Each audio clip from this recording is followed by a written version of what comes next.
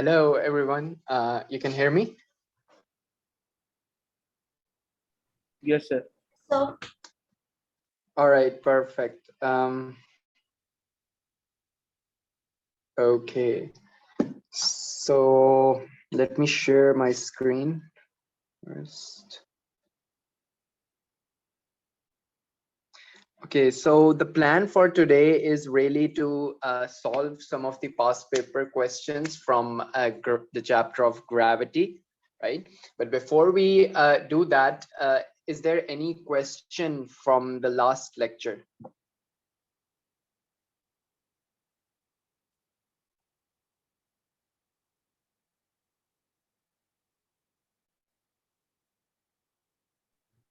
no, sir. All right, so no question from anyone?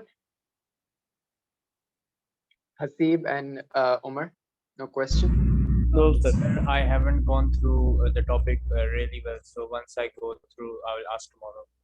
Oh, okay. So that's completely okay as well. Okay, so we'll be solving these questions, and we'll do them in a way. We'll make it a bit interactive, right? So we'll read the question, and I'll ask you your opinion about the question. How would you think? How should we go about it? And then according to that, we'll solve it really together. So it doesn't matter. I would also like to point out at this point that it really doesn't matter if you don't get the answer right, even if your answer is wrong. It doesn't matter.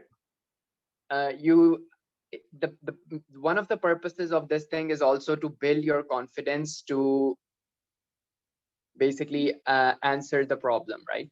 To think. The main idea is to motivate you to think about the problem. So it doesn't matter if you get to a wrong conclusion. Just think about it and present your ideas. So it will be more like a volunteer. So you can volunteer to answer the question. If nobody chooses to volunteer, then I guess I'll have to point out using your names. But you don't have to be scared or anything. Of course, it doesn't matter if you don't get how you should do it. You can just say that you don't really understand it at this point.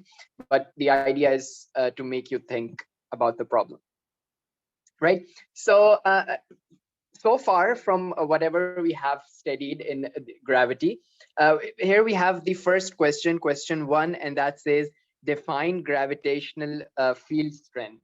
It's really just a definition. Does anyone in the class remember how did we define gravitational field strength? Measure of force of gravity. Yeah, you can really say something like that, yes. So measure of force of gravity on a mass, right? So yeah, so it's really defined something as at a point it is just the gravitational force, right? And it is acting, this force acts on a mass, right? So it is the gravitational force acting per unit mass. So it's really just G is equal to F over M, right? Where this F is the force of gravity. It was the force of gravity was just capital G M over R squared. And if I divide this expression, if I want to find G from this, I'll just divide it by the mass.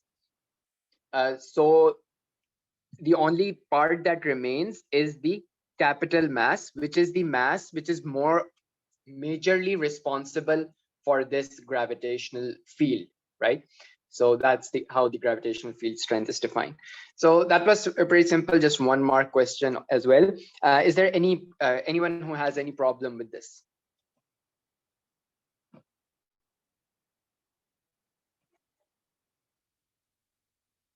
Sir, won't we write negative gm by r square? Oh, yes. So that's a very good question.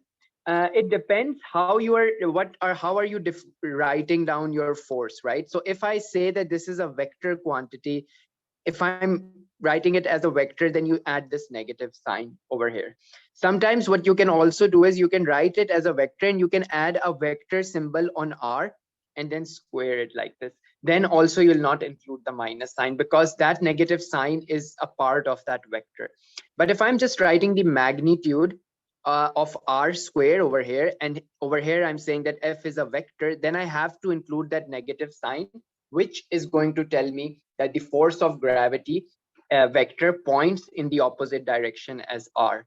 But if I'm not considering F, I'm just taking that, let's just take the absolute value of F, then I don't really need this vector. I'm just you're just considering the magnitude of F, right? So then you will not use that minus sign. So is that clear? Yes. All right. Okay, amazing. So no more questions from this part A.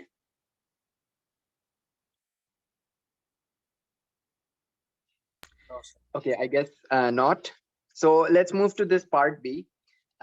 We have this thing. A spherical planet has a diameter, this thing, 1.2 times 10 raised to power 4 kilometers, and the gravitational field strength at the surface of the planet is also defined.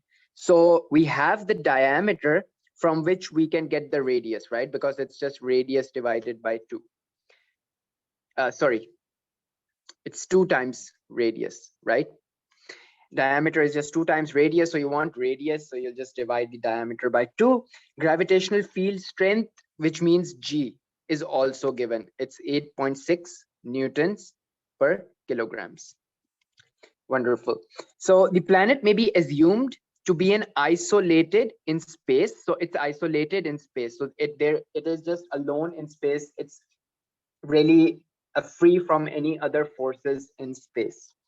And to have its mass concentrated at its center. So it's just this thing that we always, whenever we do calculations, we consider things to be point masses, right? Anyone has any idea why is that so? Why do we consider things as point mass?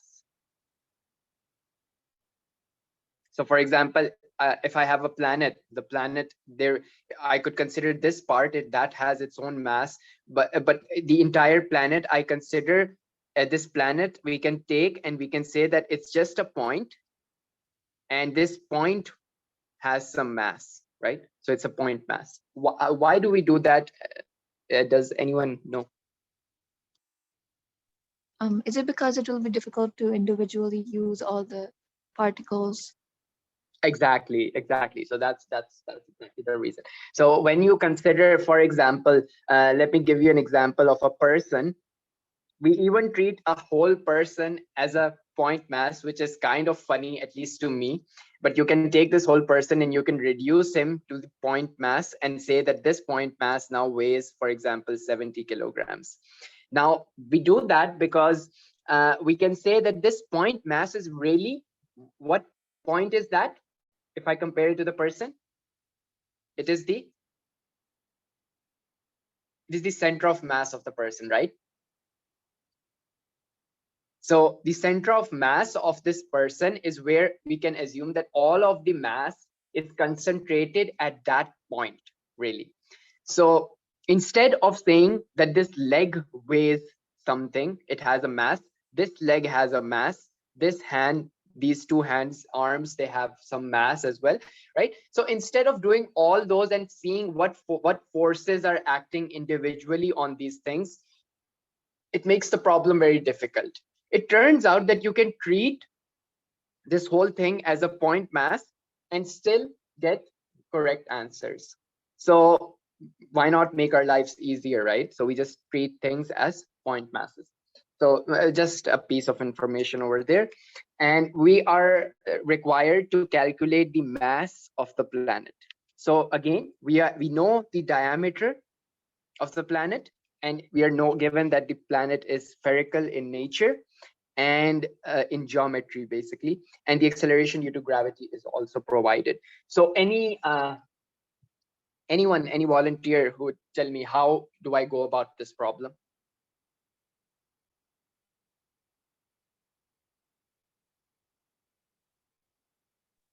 Will we use the formula G is equal to a universal gravitational constant over R Yeah, GM okay. over R square? Yeah. Over R squared, right? Exactly, right? So because we are provided with this thing, we are provided with this well, we are really provided with D, so I'll admit that we are provided with R, and G is just a constant, so we can just rearrange this expression to find M, and so M is really G R squared divided by the universal gravitational constant. So just find out the radius. So, okay. I don't have a calculator with me at this point, but that's just a matter of putting the values, right? So we'll just put the values in place of, sorry, can you repeat what are you saying? Radius is 6,000. Yeah, radius would be 6,000. It's in kilometers. So you have to remember this thing, right? So when I use these values, so if I'm using acceleration due to gravity as well, it's given, right? So this is not planet Earth. You have to remember that. So it's 8.6 newtons per kg, right? Sorry, newtons per kg. Now, newtons is what? It is kilograms, meters per second squared, right? So I'll have to convert the radius from kilometers to meters, right? I cannot just use this value, right? Okay, so that was one of the main points, really. So in place of R, I'll put 6. Okay, so you'll have 6. It would be 6,000 kilometers, right? Yes, so it is 6 million meters. Yes, so you'll just add 3 more zeros to it to get rid of this k, right? So that's just multiplying it with 1,000.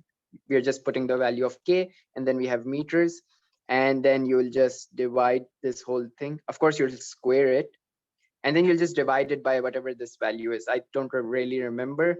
I think it's 6.67 into 10 raised to power minus 11, maybe. Yes. Right? So you'll just put in these values, and it will give you a value for mass.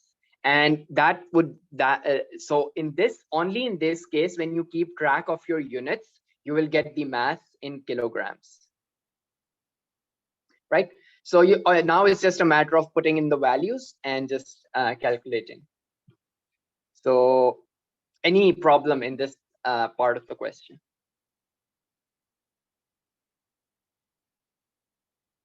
By the way, also, is everyone okay with this fact that I'm not really doing this whole thing of putting in the values and calculating the answer and then writing it down over here? That's just I think it's just a waste of time, as we all know how to use a calculator, right? Calculate and then write down the answer. The main idea is just to get the method across, right? The concept and the way of thinking of how to go about a problem. So is that cool with everyone? Yes. All right. Yes, perfect. sir. Okay, so is there any question at this point from anyone? No. No questions. No. Okay. Okay, good. So then we can move on to the next part, which says that, okay, so the gravitational potential at some point X above the surface of a planet, the planet, he's talking about the planet that we just solved for in B part, is minus 5.3 times 10 raised to power 7 joules per kilograms. For point Y above the surface of the planet, the gravitational potential is this thing. So really we have a planet, and there are 2 points above the surface of this planet. I'm not going to label them at this point as X or Y, because to read the question, we have to tell with a reason whether point X or point Y is near to the planet. So have a look at this question, and anyone who is volunteering to give an answer for this thing. Y is nearer. Y is nearer. Okay, so your reasoning behind this thing. Because as we go above, the gravitational potential will decrease. Yes, exactly. As you go above the, because we have this thing, right? As you go, But you're sir, saying as we go above. Okay, as so we go think above, in terms. the decreases, but right here it is negative. So like minus 6.8 is Exactly, less because exactly. So you know that the potential is defined as well, really, as the is proportional to negative of 1 over r, right? So the potential is really decreasing when the distance from the planet, this vector, is smaller, right? So whatever point that has a less potential would be closer to the planet, right?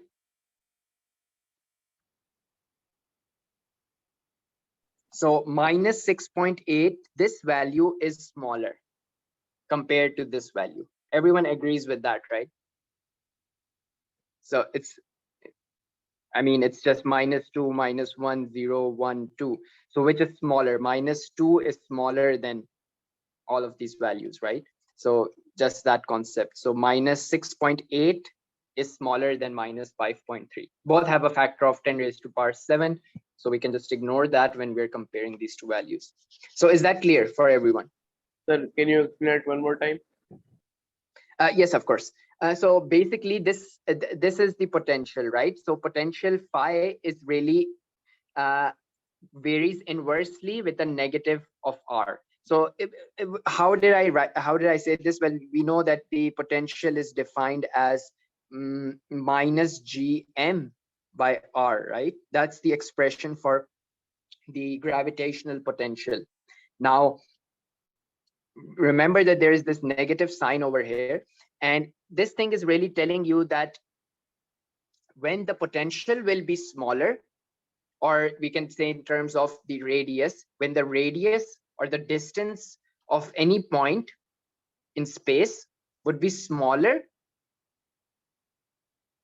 or it would be closer to the surface of the earth, in that case the potential would decrease, right?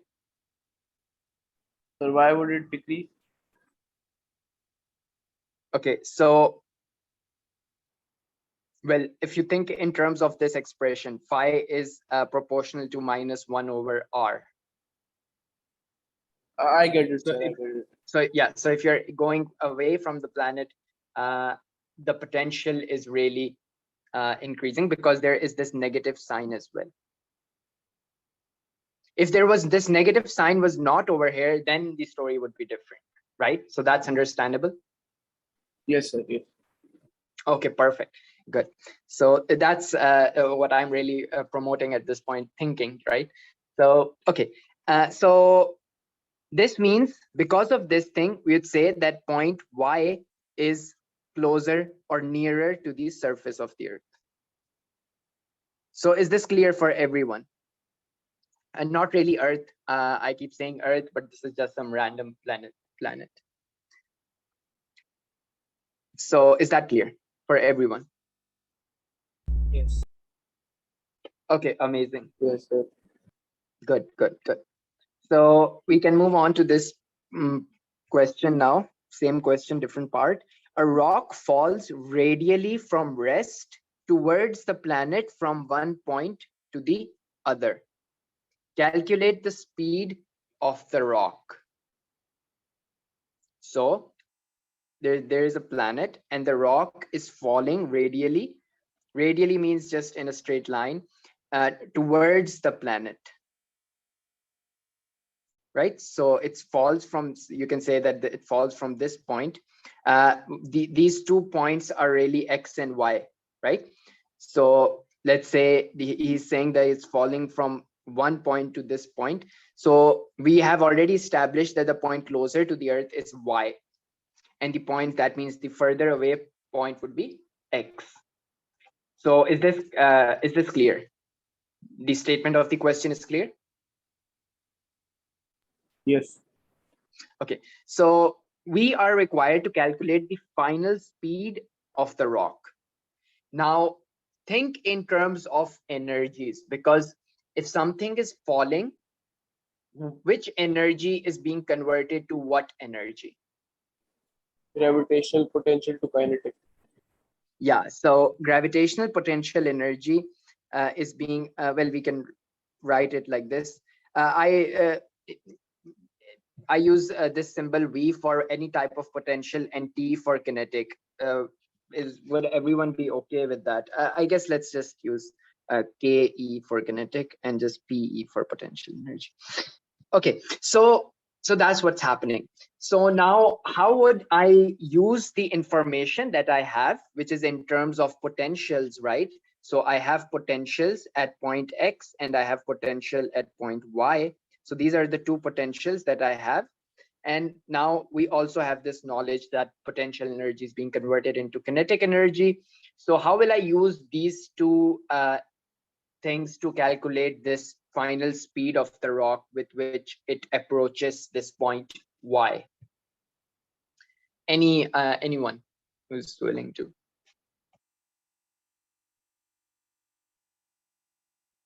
Again, think in terms of energies, right? The conservation, or really the conservation of energy. So what was the question, sir? Yeah, so the question is that you have a rock which starts its journey from point X and it's falling towards point Y. That's what it says in the question. A rock falls radially from rest towards the planet from one point to the other. Now, obviously, if it's falling, it would fall toward, and they told you it's falling towards the planet. So it's falling from the point that is further away to the point that's closer. We have already established that Y is closer to the surface of the Earth, which means that X is the point that is farther away from the surface. So the rock, when falls, it would start its journey from point X and it is going towards point Y, according to the question. So we need to compute the final speed of the rock, and that final speed will really be the speed with which it approaches this point Y, this one. So we need to compute that speed. Thinking in terms of energies, how would you solve the problem? Any clue, any suggestion? The change in potential energy will be equal to the kinetic.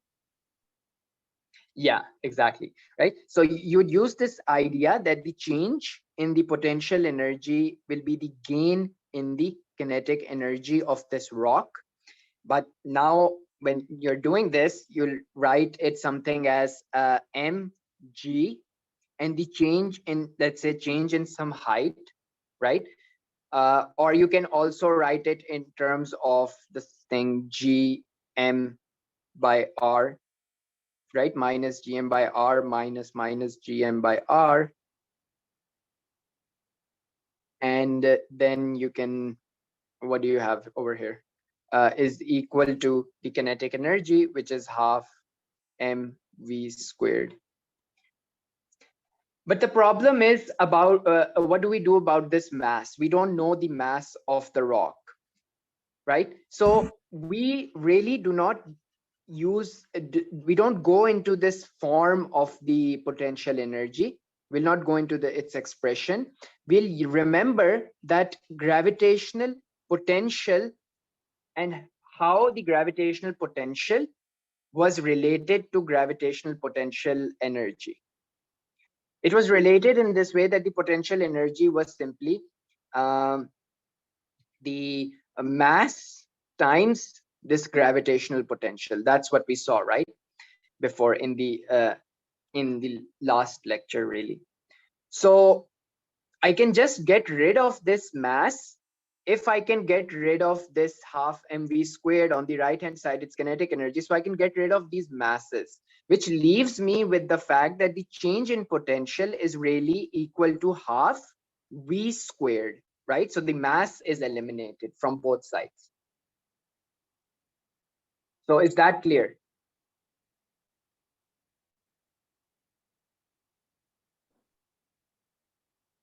Yes. Okay, good. Sir, Yeah.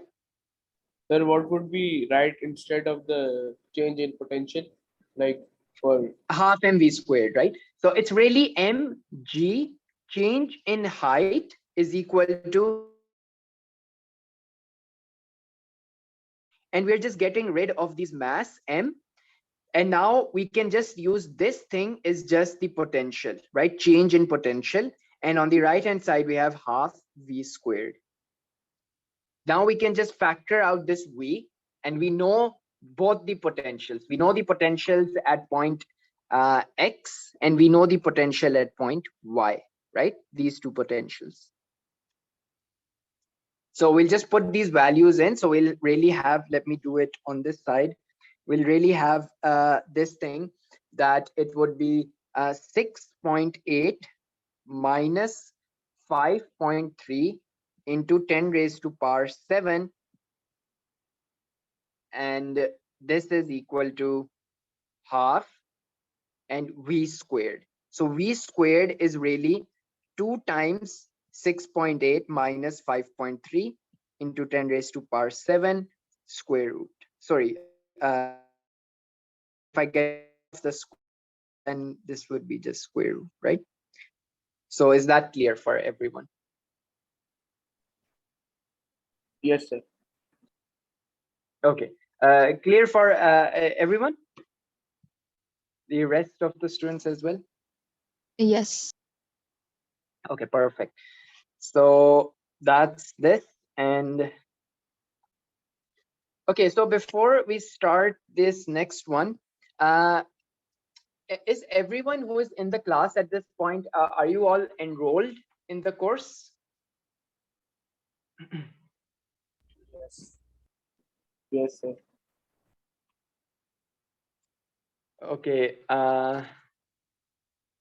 Okay, so we have Alicia, Anna, Hasib, and Umar. Okay, Umar, I think you're enrolled, right? Yes, sir. I'm enrolled. Okay. How about Hasib? Are you enrolled as well? Yes, sir. Okay, you're enrolled as well. I'm sorry, just give me a second. Let me have this thing. Okay. And how about Anna? Yes, sir. You're enrolled in the course? Yes, sir. Okay, so and so is Alicia. Alicia, you're also enrolled? Yeah. Okay, so you all of you have basically paid the tuition fee, I think they call it. I'm not really sure. All of you have paid for the course?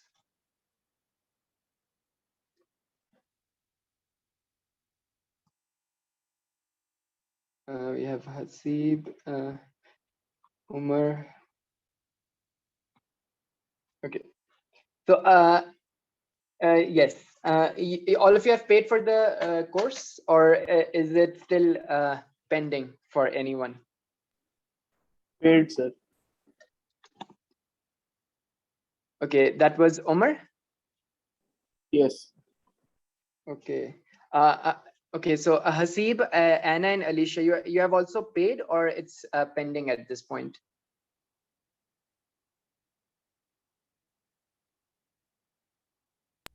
Yes, sir. It's paid.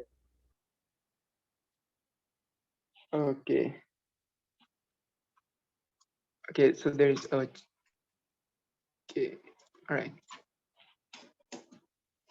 Okay, so let's start this next question. we have this thing.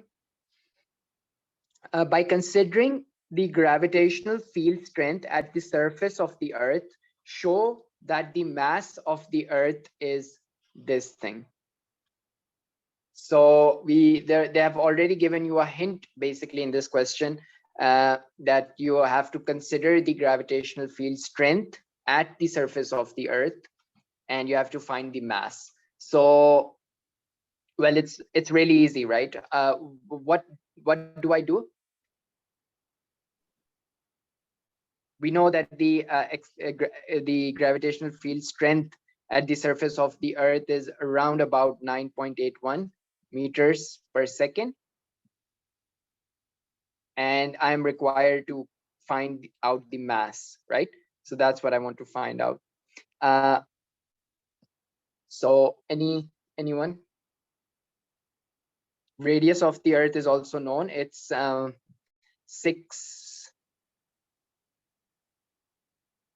it's really 6,000 kilo. It's actually 6,400, or it's 638. You can say 6.38 into 10 raised to power 6 meters, right? In meters. So of course we'll just use this thing, right? G is equal to Gm over r squared. Gm over r squared, exactly. Now it's just a matter of putting your values. You'll just write this expression for mass, which would be G r squared over G. And it's the same thing as we did previously. And if you put in the values of G and R, 0.81 meters per second are in this thing. The only thing at this point is that you should always remember to check or to make sure that your units are agreeing with each other, right? The rest of the question is very simple. So once you do that, you put in the value of the gravitational constant G, and you can find that the mass is really 5.99 into 10 raised to power 24 kilograms. So Sir, no questions. Yeah. when in the question, Sorry, how is can the you repeat? formula is R given in the formula sheet? The radius of the Earth, it's normally given in the formula sheet. Yeah, as far as I can remember, it's given in the formula sheet. Yeah. Okay. Okay. So you can just remember R as even if you remember it as 6,000 kilometers, it's quite well enough. Even if I'm just saying, even if you're, for example, not given, or it's just easy to remember. It's a very what can you say? Easy to remember value, right? Or you can just remember 6,400 kilometers. Both of these really kind of work when you're solving a problem. So anyways, but as far as I can remember, yeah, it's given in the formula sheet as well. Here as well, right? I don't think there would be any questions. It's the same thing that we did before as well. Right? No questions? Okay. So here we have a next problem, and it says that the global positioning system, which is really a GPS, is a navigation system that can be used anywhere on the Earth. It uses a number of satellites that orbit the Earth in a circular orbit at the distance this much above the surface of the Earth, right? So you have to remember this distance is above the surface of the Earth. So this is Earth, and let's say here we have a GPS satellite, and the distance from this surface of the Earth to this is 2.22 kilometers. Well, 10 raised to power 4 kilometers. Right? And the center, from the center of the Earth to the surface, that's just the radius, right? 6,400 kilometers. Now, use the data from the previous part A to calculate the angular speed of this GPS satellite. So we need to find the angular speed of the satellite using information from, well, here, right? So the information that we'll be using is the mass of the Earth. Any idea, by the way, how do I solve this problem?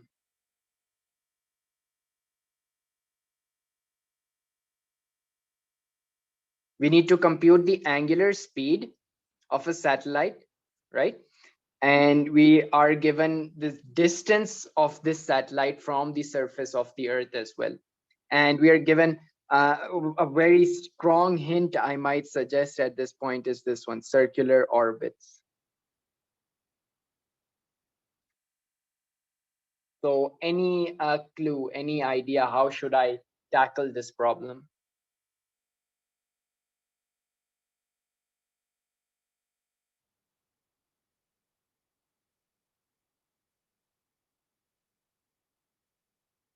Anyone?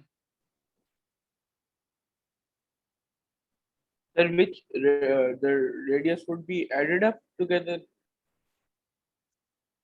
Well, not really. We'll not add the radius, but think in terms of the forces that would be on this satellite. The force on this satellite is the gravitational pull, you can say, towards the Earth, right? So it would be the force of gravity that is attracting this Earth. And the resultant of that force of gravity is the centripetal force on the satellite, right? So it's the force of gravity really which is keeping this satellite in this orbit around the Earth, right? So which really means is that these two expressions, I can really equate the force of gravity to the centripetal force, as it is force of gravity is responsible for the centripetal force here. But I know that the force of gravity is really gm by r, what is it, r squared, right? And the centripetal force, I need to compute angular speed. So I know the expression for centripetal force in terms of angular speed. And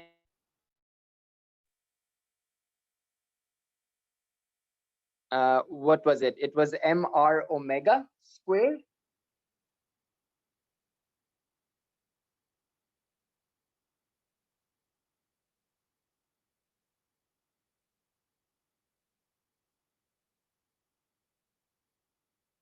Does anyone remember? It was mv squared by r. Okay, yes, you're right. It was mv squared by r.